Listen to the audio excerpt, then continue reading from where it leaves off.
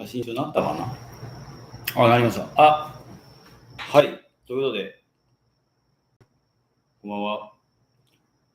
バドミントンの40代シニア、土井です。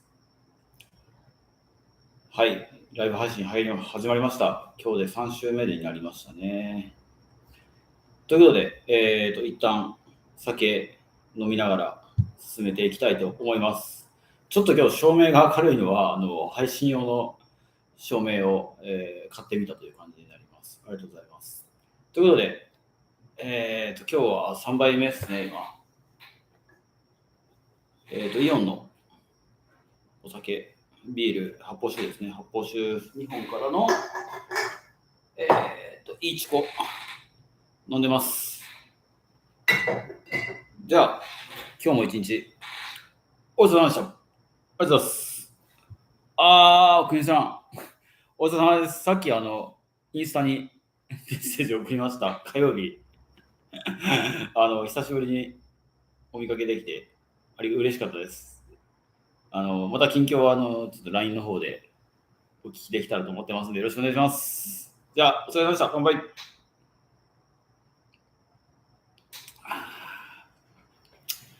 いやー、いいっすね。はい。ということで、明日から、あったね。会いましたね。めっちゃすれ違ったですね。すごいボスと2人でやってるのはなんか面白いなって見てて。で、明日から、グアムの方に移動して、海外遠征に行ってきます。はい。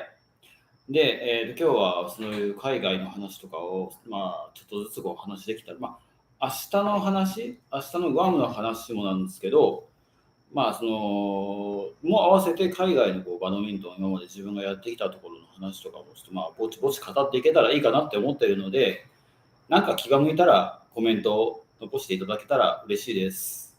はい。ということで、進めていきたいと思います。で、今日、海外遠征の前日っていうのも、あってか何なのか分かんないんですけど、ちょうどタイミングよく、海外からですね、近況の連絡が来たんですよ。で、2つあって、そのうち1個目がまず、海外の、韓国の友達で、孫さんっていう人から連絡が来たんですね。で、孫さんの、相談みたいな形でちょっと連絡が来て、どんな話かっていうと、やっぱり今コロナ禍が少しずつ元の状態に戻ってくる中で、日本と交流がしたいっていう韓国のバドミントン協会があると。で、そのバドミントン協会っていうのは、こっちで言ったら、なんとか、都道府県レベルのバドミントン団体さんが、バドミントン交流をしたいって言って、日本のそういう団体探してると。で、孫さん経由で、ちょっと知り合いの県の方に問い合わせてみたんだけど、全くいい返事がなかったってことで、ちょっと土井さん、なんかそういう都道府県の協会の人知り合いでもしいたら、紹介してもらえないですかねって、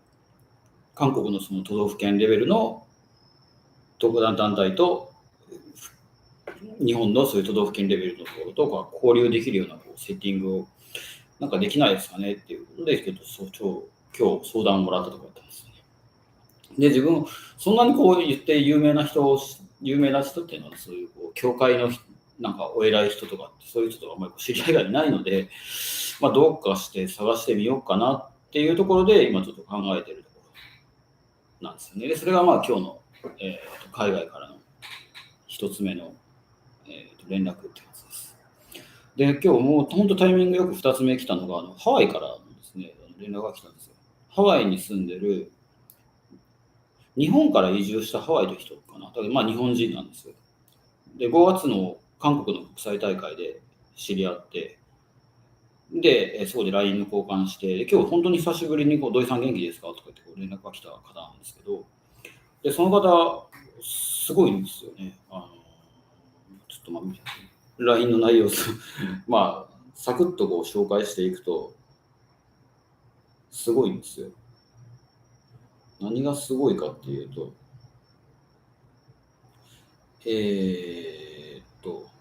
めっちゃ長文なんですけど、この方ほぼほぼ毎月海外に行ってバドミントンの試合に出場してる人なんですよ。何月？今年は12月と8月を除いてすべて海外旅行で9月、10月、11月と大会に海外に行ってます。で、今月はタイで国際大会があってるらしくて、で、そこの国際大会に出場する。土井さんももしかしたらそこに出場してるのかなと思って連絡しましたみたいなことちょっとあったみたいなんですけど、ちょっと残念ながら自分はそのタイの国際大会、自分もちょっと狙ってたんですけど、北九州の年齢別大会で重なってるので、そこはちょっともういけないなって思って、明日からのグアムに変えましたっていう感じになります。で、自分も今回明日からグアムに行くんですけど、機会があればっていうか、ぜひ機会を作ってですね、グアムからハワイからアメリカ本土まで少しずつこう近づいていって、やっぱせっかくならやっぱアメリカ行ってみたいですよね。そんなことちょっと思ってるんですよ。で、だから次は、今回はグアムだけど、次はまたハワイに行けたらいいかなっていうふうにちょっと思ってたりしてます。で、明日からは早速グアムですと。ちょっと一回酒飲みます。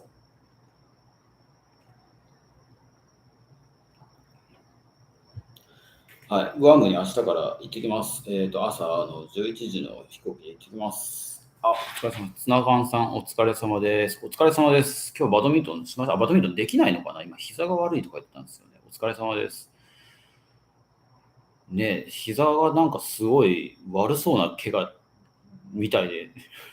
バドミントンできんのかなっていう感じですけど、頑張っていきましょうね、ツナカンさん。ありがとうございます。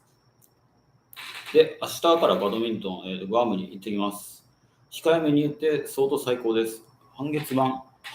損傷ですよ。結構やばいやつじゃないですか。これバドミントンプレイヤーとしてできんのかな？コーチ業の方も、これからやっぱあれですね、伸ばしていかなきゃいけないところになりますよね。ツナガンさん。なんで、なんかトトスの中でも、指導者で振る舞いできるところがあれば、なんかそういうところもお願いできたらいいかなって思ってますんで、よろしくお願いいたします。ありがとうございます。で、明日からグアムに行ってきます。本当控えめに言って最高なんですよ、こういうのって。で、前回の5月は、結構チーム行動っていうか団体行動が多めの大会やったんですけど、もう明日からに至っては自分一人の勝手な行動になってきます。練習のお手伝いなら何でもします。ありがとうございます。そうですね、じゃあ、なんかそういうタイミング作りますね。ぜひ、自分以外でもそういう指導の方がいてもらえると、トトスもこれからもっと発展していけるかと思いますので、ぜひよろしくお願いいたします。ありがとうございます。どこにありましたっけ？そうそう。どれやったっけ？控えめに言って最高ですねって、前回の5月の国際大会は結構チーム行動が多くて、なかなか良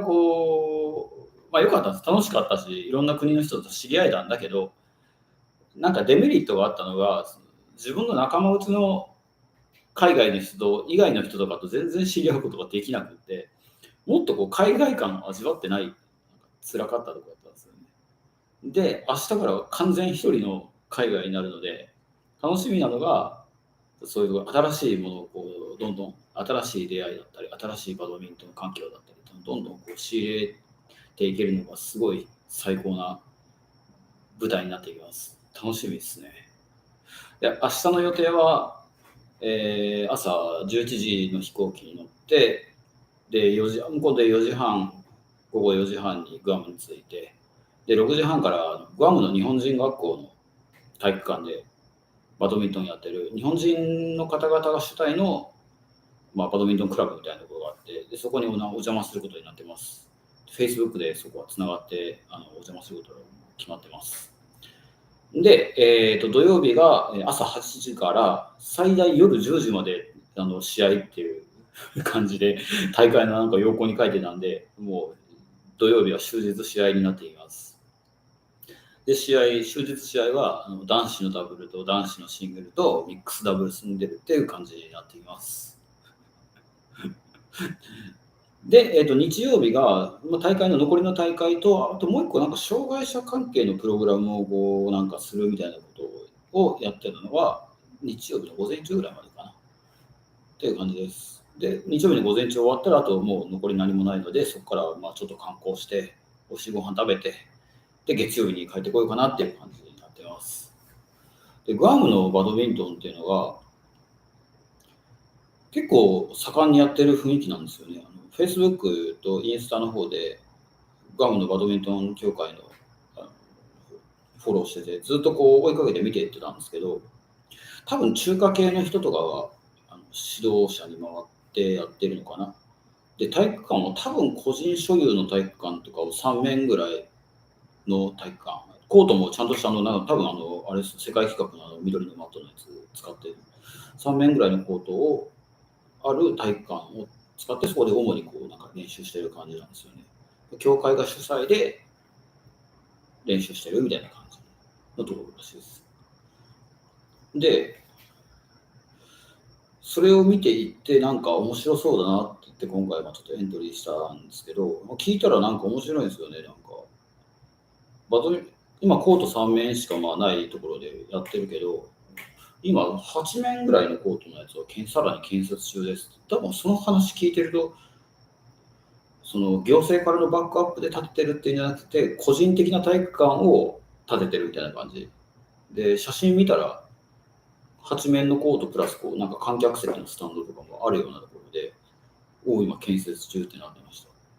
た。なかなかすごいことやってるなって。島国でもやっぱ面白いことやってるところいろいろあるんだなっていうのはなんかグアム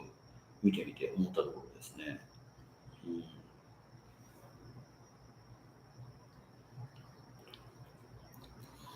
なんか自分は結構こう島のバドミントンがすごいこう気になるところがあって、いろんな国のとかいろんなこう島の Facebook だったりインスタ、SNS フォローしてるんですけど、結構ね、そういうちっちゃいところでもバドミントンを一生懸命こうやってるのを SNS にこう出してるところが多いんですよ。で、だからなんかそういうところになんかこれからもっと行ってみたいなとかって思ったりはしてますね。うん。で、今回グアムに行くっていうきっかけになったのは、コロナ前に遡っちゃうんですけど、2018年ぐらいかな、2018年にパラオっていうところに行ってたんですよ。で、パラオって行った時、パラオ共和国っていうところ、グアムから2時間ぐらいの飛行機で。で、行った時に、そのグアムの方が自分の SNS フォローしてくれたことがきっかけで、そこからグアムに行ってみようっていうのがもともとあって、今回とちょっとつながったんですけど、だから多分自分は今まで海外いろんな国に行くにせよ、国内のいろんな国に行くにせよ、結構こう海辺だったりとか島っていうところを探してやっぱ行ってるんですよね。なんか知らず知らずのうちに。今まではもう20歳ぐらいの時からずっと20年ぐらい韓国の方に行ったり来たりバドミントンでしていきながら、ずっともう日本と韓国の往復ばっかりだったんですよね。だからなんか韓国が逆に海外感があんまりこうなくて、新しいことをやっていきたいなって思った時が2016年かな。2016年の時に初めてこう韓国以外の海外に行ってみようって思って、でそれが初めてがセブ島だったんですよね。フィリピンのセブ島に行ったんです。で、フィリピンのセブ島に行って、もちろんこう観光もしてビーチでこうなんか遊んだりしながらも、そのセブ島でバドミントンやってる日本人の人たちをネットで見つけて、で、そこに連絡してセブ島でバドミントンしたっていうのが、その韓国以外での海外での初めての体験やったんですね。でその時に日本人の人たちと、セブ島での日本人の人たちのバドミントンも楽しかったんですけど、その日本人の人たちがもういい加減疲れたから俺ら先に帰るねって言われて、一人で残った時にフィリピンの人たちと、たまたまプレーができて一緒に。その時のなんか快感っていうか楽しさっていうか、そうか、バドミントンって全然言葉喋れなくてもできんだなって、なんか面白さをそこでフィリピンですと知って、だったらこれからやっぱ日本人別にいなくても、海外の人がいるところでバドミントンしたら面白そうだなってなって、2016年フィリピンのセブ島に行ったところから海外でもっとバドミントンしていきたいなっていうのがきっかけになった一つになってます。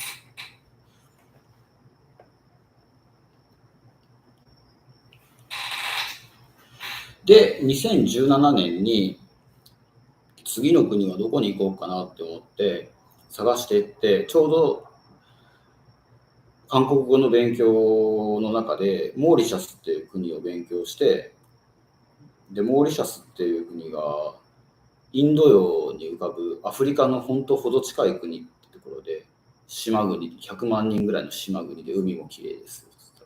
やっぱ海があるとこいいな、じゃあバドミントンはどうなんやろうと思ったら、バドミントンも結構盛んにして、モーリシャス国際とかいう国際大会もやってて、で日本代表選手もそこに大会してるとかいう情報があったんで、じゃあモーリシャスに行こうかなって言って、2017年はモーリシャスに行く予定でプラン組んで、マレーシア経由でモーリシャスに行く感じでやったんですよ。なんですけど、ちょっと自分のなんか自分のじゃない、あれ航空会社も行けなかったのかな。マレーシアに行った時点でマレーシア経由でモーリシャスに行く予定が、そのモーリシャス便っていうのがなんかすでに廃止されてますとかいう話になって、マレーシアで足止め食らってマレーシアまでしか行けなかったっていう話ですね。でその時はマレーシアでバドミントンをして、楽しくバドミントンできて、その時はマレーシアの人たちとバドミントンできて楽しくして帰ってきたっていう感じでした。で、2018年で、今回もそういう失敗はないようにしようって思って、すごいいろいろ準備をしていったのがパラオっていう。お、ひろともさんこんばんは。こんばんは。どうも、先日、どうもありがとうございます。先日先日じゃないです。1週間前の方でコメントいただきまして、ありがとうございます。また何かあったらコメント残していってください。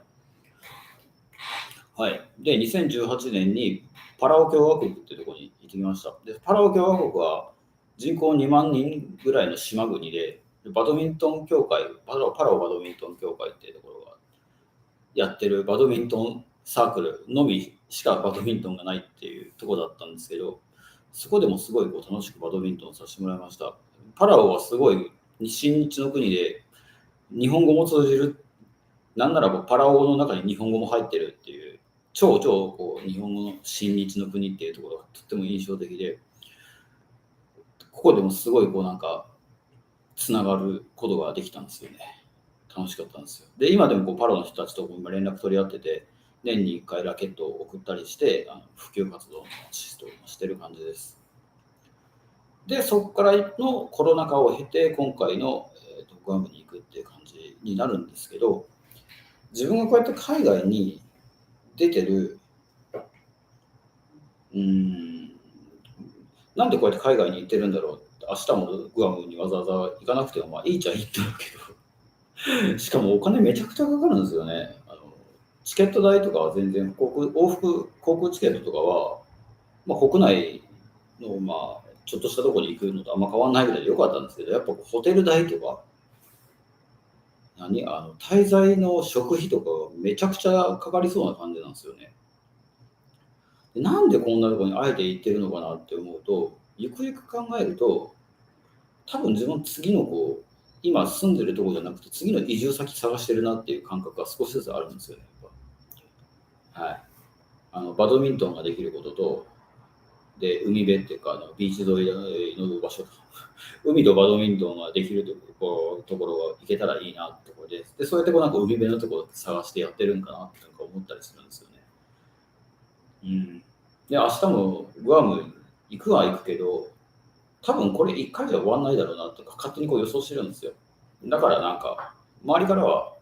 もっと観光とかやって帰っていったらいいじゃないですかとかって言ってはもらってるんですけど、別に多分また行くやろうなとかって思ってるから、観光はそんなに考えてなくって、現地の人と関わって楽しくプレイして、で、友達ができて連絡取り合うたり、これからね、することができたりしたら、それが一つの観光だったりするし、財産にもなったりするからいいかなとかって思って。で、考えて、その観光地巡りとか、お土産を買いにショッピングモールにとかっていうところはほとんど盛り込んでない感じになってます。そうなんですよ。今の場所じゃないところに住もうっていうのも、やっぱふつふつとこう考えているところだったりしてます。はい。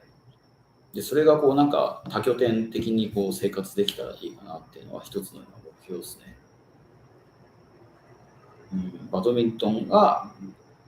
それなりに楽しく一生懸命こうプレーできる土台があって、かつ海辺の近くとかでなんか海で遊びながらバドミントンもプレーできて、でちょっとこう仕事もできるぐらいのところの場所を探しながら海外を回ってる。もしくは国内でもそうですね。国内も回ってるって感じですよね。国内も12月に多分行くのはほぼほぼ決定してる鹿児島県の与論島に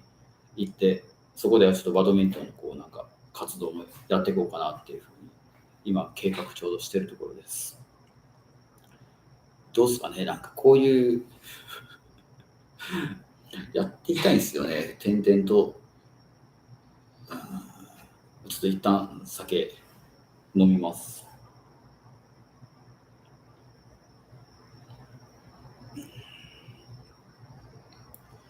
なんですかね、こう一人でバドミントンのそうだ、これもなんか言いたいなって思ってたんですよね。結構こう海外に回る人とか、全国大会回るときとかに、友達同士とか仲間同士でも大会の方に出場するとかっていうパターンが多いと思うし、多拠点って魅力的なパワーですね。そうそうそうそう、立青葉いのりさん、ありがとうございます。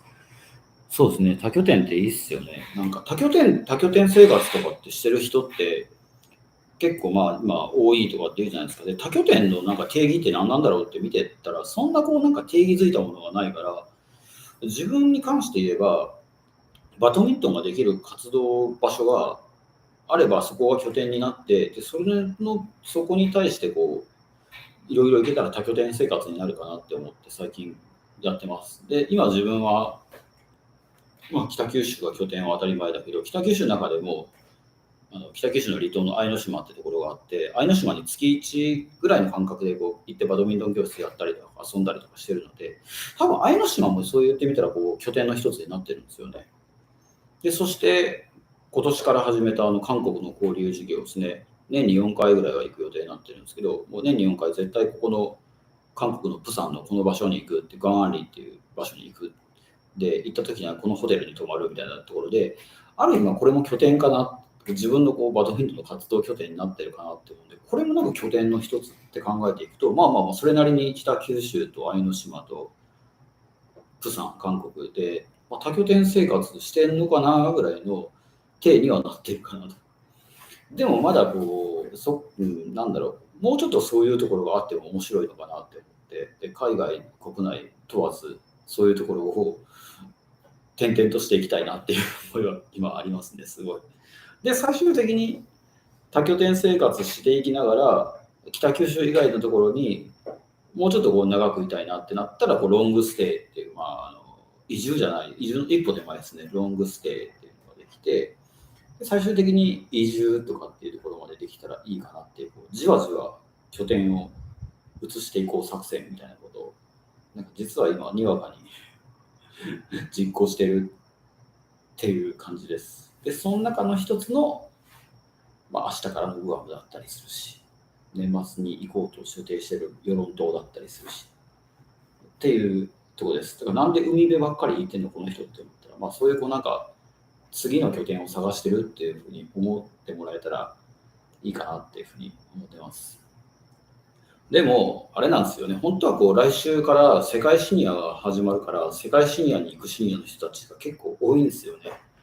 しかもそれ韓国なんですよね。韓国のチョンジュってところであるらしいんですよね。本当はそれに行きたかったし、見に行ってもいいかなとも思ってたんだけど、見に行くのもなんか違うなと思って、もうそれやめちゃったっすね。見に行くぐらいならやっぱ出たいし、出たいんなら頑張れよみたいな話になるし、そうなんですよ。なんで、世界深夜見に行こうかなと思ったけども、それならもう自分が頑張ることした方がいいから、明日からグアム行った方がやっぱ楽しいかなって思って、そっち側に行くことにしましたね。はい。心境か。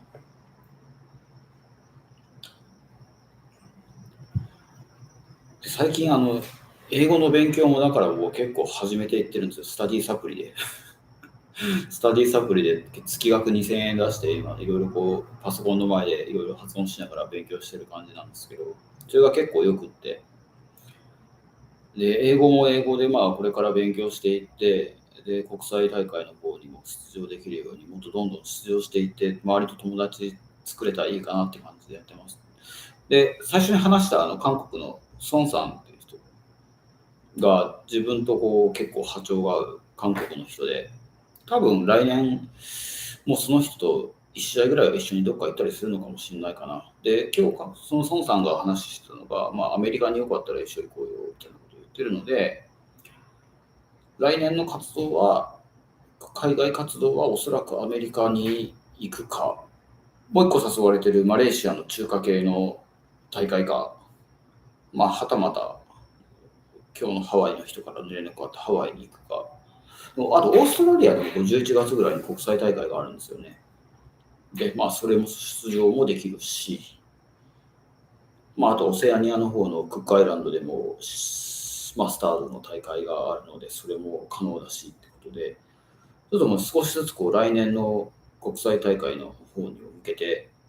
ちょっとずつこうなんか準備中っていうか考え中っていう感じだったりしますね。うん。まあ一旦これでもまあ今年は多分これで海外に行くのは終わりかなっていう感じです。でもなんか海外の人たちと知り合うと、あの人たちは海外にどうやって、まあ、ちょっと話はずれますけど、海外に行ってる、海外の大会に出場してる人たちって、どっからお金捻出してるか分かんないぐらい、いろんな国に行って、一年中いろんな国に行ってバドミントンしてる人って結構なんかおるんですよね。いるんですよ。自分なんかやっと今年なんか2回海外出るのがやっとこさなのに、どうやってなんかそんなとこに行ってで、自分の友達の孫さんも日本に、今年で言ったら多分日本に行く、タイに行く、フィンランドに行くとかって、なんかそんな、しかもその1回行ったら1ヶ月ぐらい長期滞在してるとかっていう人なんですよね。どうやってそういうことやってんのか、全くこうなんか、お金どうやって準備してるのとか、仕事どうしてるのとかっていうのが、全くわかんないですよね、なんか。日本の仕事のシステムで言ったら、そんな1ヶ月ぐらい休むとかってありえない話だし、年に何回も海外に行くと、それなりにこうお金持ちじゃないといけないのかなって思ったりするけど、案外自分が知り合った海外の人たちって、バドミントン大会のためにこう海外に行ったりするのとか、まあ、旅行も含めてやけど、年に何回も何回もなんかいろんなところに行ってるのを見たりするんで、どうやって稼いでるのかな不思議に思ってしまう。しかもそれで結婚してとか子供がいてとかそういう人たちがいたりするから、何なんだろうなって思うんですよね。そこまでのお金がさすがに自分も持てないし、まあ、明日からのグアムに行くのも結構必死になってなんか節約しながら行かなきゃいけないなと。向こうで食費もなんか食費あまりかけたらやばいなとかって思ったから、こっちで今日、ウィーラーインゼリーとかなんかカロリーメイトとか、試合の時のやつはもう全部こっちでも準備していこうぐらいのノリで明日行ってますね。ねえ。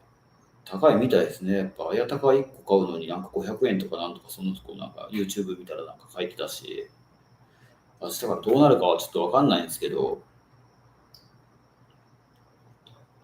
はい。っていう感じのなんか、明日からのこうグアムに行く前の心境っていうわけじゃないか。心境なのかな。まあ、海外、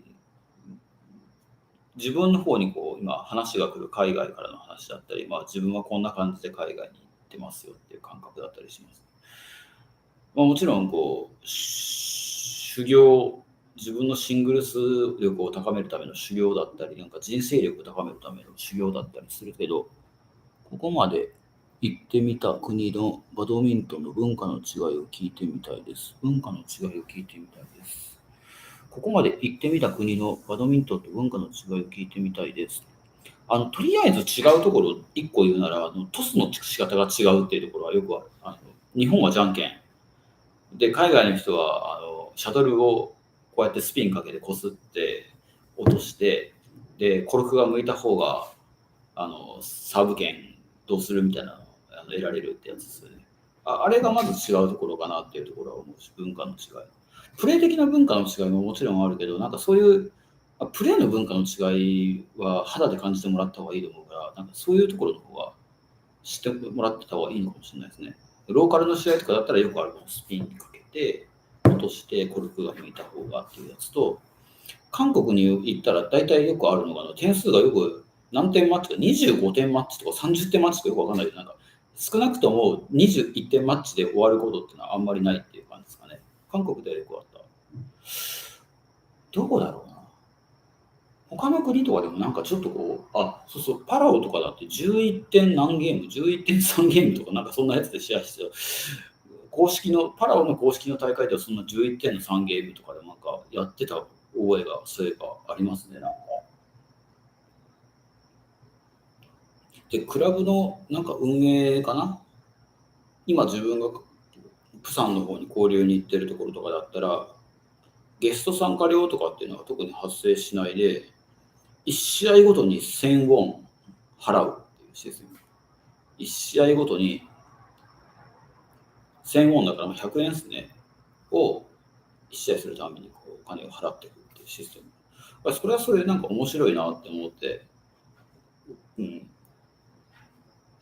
結局なんだかんだ2時間トータルしていったら、まあこっちの参加料とそんな変わんないかなぐらいの値段にはなってるかなっていう感じですね。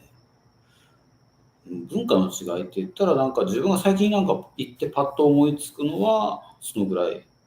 で、明日また行ったら多分行ったでなんか違うんでしょうね、きっと。そんなところもそっか、お届けできたらいいのかもしれないですね。ですね。明日行って、明後日大会があって、まあなんかこうやってライブで配信できることがあれば、せっかくなんでね、向こうに行って、向こうからグアム来ましたとか言ってなんか言えるのも面白いかもしれないですね。それもまあ考えつつ、明日からもまたやっていこうかなと思います。はい。ということで、まあ、大体このライブ配信3回目なんですけど、まあ、3、40分ぐらいが一区切りかなってところで、まあ、明日も朝早いので、一応このぐらいを今日は一区切りに終わっていきたいと思います。今週の土曜日の動画は、チーム屈指のメンバーとのシングルス対決ということで、今まで1回も勝ったことがない、0勝数十敗してるというか、0勝ですね。1回も勝ったことがない相手に今回こそ勝ちたいって気合いを入れて臨んだシングルスの試合です。チーム屈指の技術力の高いお方です。はい。でも初めてここまでなんか点数取れたな。まあなんだかんだ、あんまり自分のやった感でシングルス点を取れてないけど、まあ点数取れたかなっていう試合をお届けしていく感じになります。ここ最近本当たくさんの方からいいねもらったりとか、チャンネル登録もすごいこの1ヶ月増えていきました。ちょうど1ヶ月前に500人達成ってなって、で、今日時点で536ですね。今年の中では多分一番の伸び率ですね。1日1人ペースで確実に増えていってるっていうのは、今年になって初のペースです。そして今日も本当、こんな500人ちょいのチャンネルにもかかわらず、今10人の方見ていただいてます。ありがとうございます。本当に。本当ありがとうございます。これ酒飲みの親父のなんか40代の親父の酒飲みほろ酔いトークでバドミントンの何話すかなと思ったら、海外ではこんなことですよみたいなことばっかりやったんですけど、お付き合いいただいて本当にありがたいです。で、これがライブ配信終わってからでも案外見ていただいている方多くて、まあ、前回、前々回の分でも200回再生ぐらいはいただいている感じで、本当に助かってます。ありがとうございます。で、自分YouTube の、もしまだ収益化してないんですけど、収益ができたら、こういう海外での活動、海外バドミントンの大会に出るときとかの旅費に当てていきたいっていうのが目標であるので、ぜひですね、再生時間とチャンネル登録の方をお願いできたら嬉しいですので、よろしくお願いいたします。はい。ということで、今日は一応ここまでぐらいになります。で、また次回、来週の木曜日ですかね、今度はグアムから帰ってきましたとかいうライブ配信になるのか、またまた、すみません、まだ気をつけていってらっしゃい。行ってきます。ありがとうございます。ありがとうございます。大変ですよ、明日から。言葉、まあそこそこ勉強はしたけど、まだまだだし。大変ですな。ほとんどそんな調べ物とかしてないから、なんか何が何やら分からん中での8日間になると思います。そんな失敗談とかもね、含めて、なんか来週の木曜日にお届けできたらいいかなと思うし、まあ、Wi-Fi が良くて、つながりが良くって、体育館の方とかで、なんか、ライブができるんだったら、そっちの方でもライブ配信して、近況、グアムの体育館こんなんですよ、グアムの大会はこんなんですよ、みたいなのをお届けできたらいいかなと思ってますので、ぜひぜひ、ご視聴のほど、これからもよろしくお願いいたします。ということで、今日はこれまでです。どうも、今日も、最後までご視聴いただき、10人ですね、今10人の方見ていただいてます。10人の皆さん、ありがとうございます。また次回、ぜひ見に来てください。よろしくお願いします。では、いい、週末をお過ごしください。ありがとうございました。さよなら。はい。